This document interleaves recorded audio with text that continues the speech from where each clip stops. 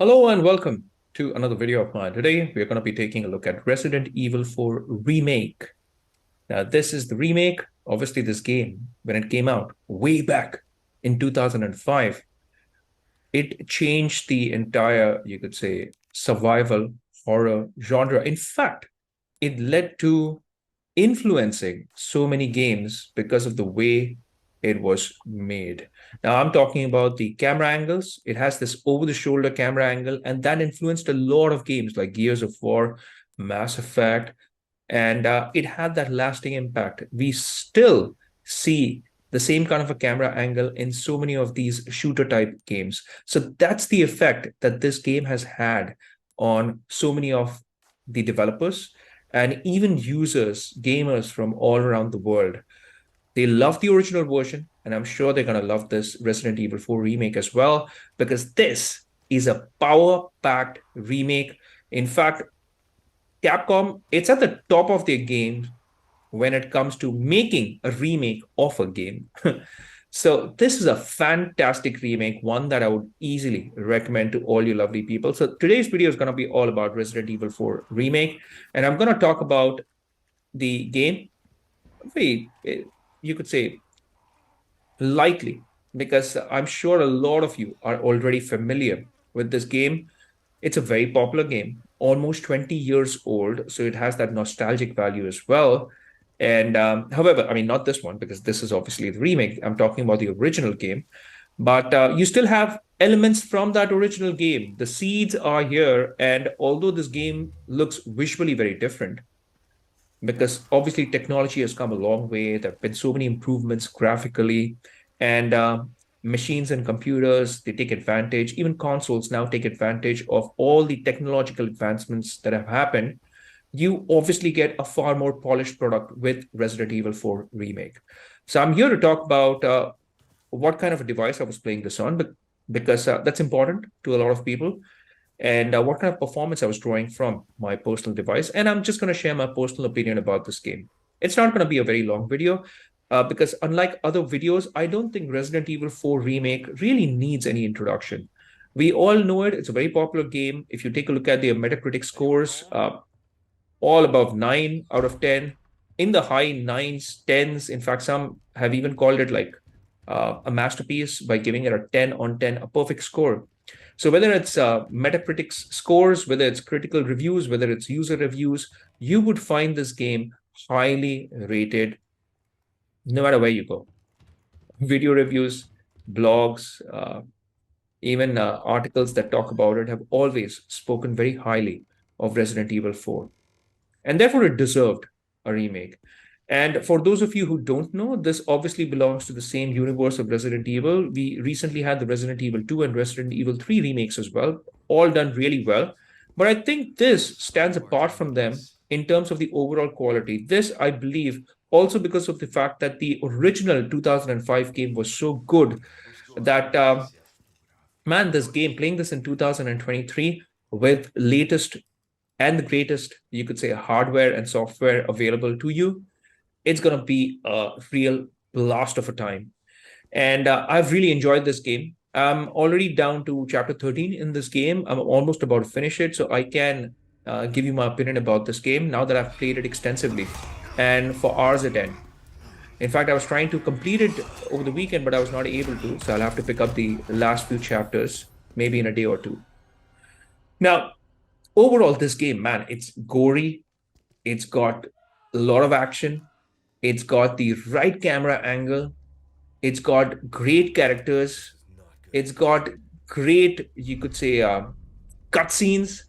And the overall character development, you get attached to every character that you come across on screen, whether it's the side characters, whether it's main characters like you see here. And man, overall, this game is just fantastic. And the reason why I'm not talking about this game, not giving you information about this game, is because, hey, like I told you earlier on, this game needs no introduction. But I'll tell you my positive experiences with this game. Now, first of all, the lighting of this game is so atmospheric. The rays of light that seep into these cracks on the walls, etc., or from the windows, it really makes you feel like you're in this village yourself. So it's very immersive, I would say. The overall lighting, it's been completely reworked. The motion blur, it looks so good. And they've even paid attention to how your hair should look. I kid you not, you have an option in the graphical settings where you can actually decide the texture of your hair, how you want your hair to look. So that kind of detailing has actually gone into the game, where they have focused on Leon's hairstyle as well, or even Ashley's hair texture and hairstyle, because the way lighting kind of hits your hair and the way it looks, it becomes important. So I had the hair setting turned on, you could say, because I wanted to experience how his hair kind of flows, how light impacts the hair texture and quality. But hey, that's because I'm playing this on my PC. And speaking of which, I was playing this on my Asus ROG Strix G15 Advantage Edition from 2021. That's a mouthful. But just to give you some information about my machine, it's a laptop with RX 6800M, which is the graphical card, and it's a 12 GB GDDR6 graphics card. So for most of it, number one, I was playing this on 4K. Even the cutscenes or the cutscene cinematics, they were in 4K. VRR was turned on so that I don't have any screen tearing. Number two, I had dialed down the shadow settings down to mid. Apart from that, most of the settings I kept on high. So the texture settings, the mesh settings, the environmental settings, all kept on high mainly. Even the lighting, I would say, was kept on high. The hair strands I'd kept on, you could say, on. Now, I did play this with super FX fidelity turned to performance. Now you have options here. You have quality, you have balanced, you have performance, and then you have super performance. Let me tell you my experience with super performance, because I wanted to start this with super performance. So with super performance, you get a flat 60 FPS on a PC like mine, the Asus ROG Strix G15 Advantage Edition.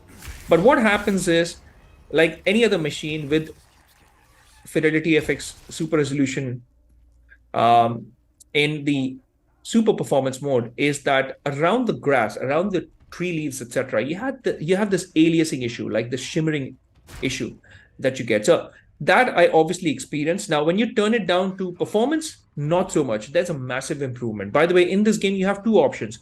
You have Super FX Fidelity version 1 and 2. So I was playing this with the version 2, and that is what I would recommend you to do. Play this with the version 2, not with 1, because in 1 you even have a super quality version. But hey, the frame rates that you get on that super quality version is in the, say, about 30 to 35 FPS, and you're not going to enjoy this game in that. Now, with the performance mode turned on in Super FX Fidelity, Super Resolution mode, performance mode that is, I was getting between 50 to 60 FPS. Now, if I turned it to, let's say, balanced, it would probably get down to the late 40s or even 50s. And then in the quality mode, it runs at, say, about 40 to 45.